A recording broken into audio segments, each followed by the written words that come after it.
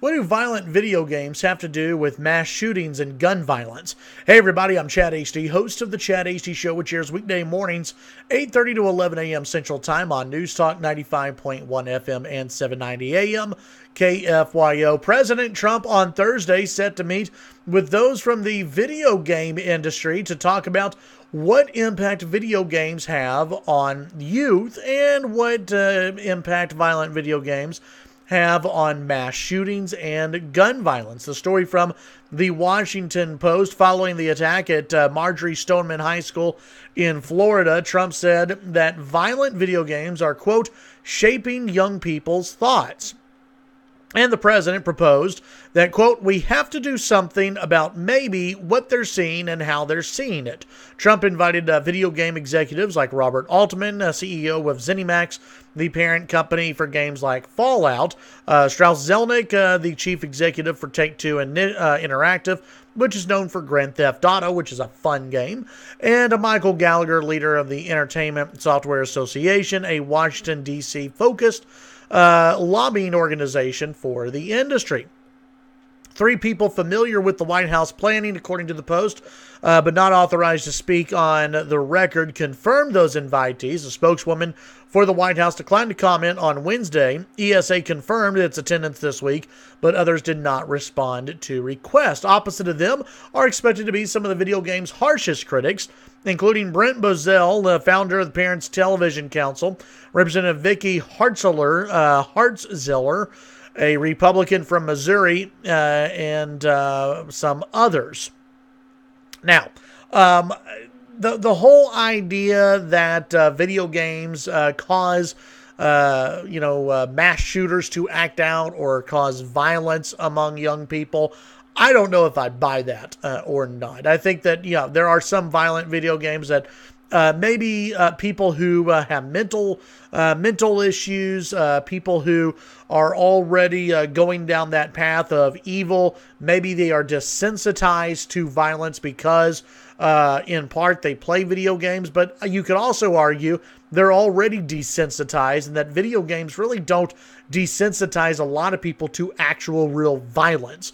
There are a ton of people who play video games, violent, non-violent video games, who don't go up and shoot up a school. I think that much like the gun debate and about how people want to blame the gun instead of the person, trying to blame a video game because of an act from an evil person, to me, is again misdirecting where the problem is, and that is with mental illness in this country. It is with fatherless homes in this country. It is with kids who are put on way too many medications in this country.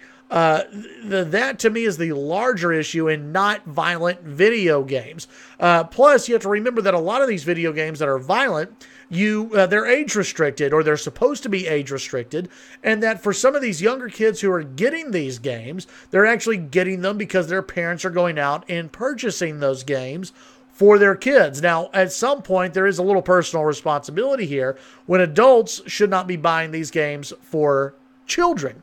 But again, it's, this idea that we're going to blame violent video games because of a mass shooter, I don't buy it. I think it's a bad idea. Hey, fine if the White House and President Trump wants to have this discussion about whether violent video games play a part in desensitizing kids to violence. But I think if a kid is already desensitized to violence by a video game, they were probably already heading down that path, and it's not the video game's fault. Just like it's not the gun's fault that this shooter in Florida went to a school and unleashed hell on these high school kids. It's not the gun's fault. It was this demented person's fault for coming up with the idea, coming up with the planning, and going in and executing that plan. It's not the video game's fault. The video game industry, they know what adults like, and a lot of these video games are geared towards adults. If you look at who buys video games, who plays the majority of video games, they are people who are adults who don't go in and commit mass murder and don't go in and commit mass shootings at schools. I think we're aiming for the wrong problem here, or a wrong solution maybe, by trying to blame video games. They seem like a scapegoat. And almost every single time we hear violent video games, I just don't buy it. Was this mass shooter in Florida? Did he live his life playing, violent video games? We haven't heard anything like that. Maybe he did play Call of Duty. Maybe he did play some other video games. That doesn't mean that led him down the path to commit mass murder. Again, it's a problem in the mind. It's a problem of evil in the world. Let's stop trying to blame guns. Let's stop trying to blame video games. And let's actually get down to the root of the problem. And that is, again, fatherless homes, kids who are depressed for whatever reason, mental health issues in this nation.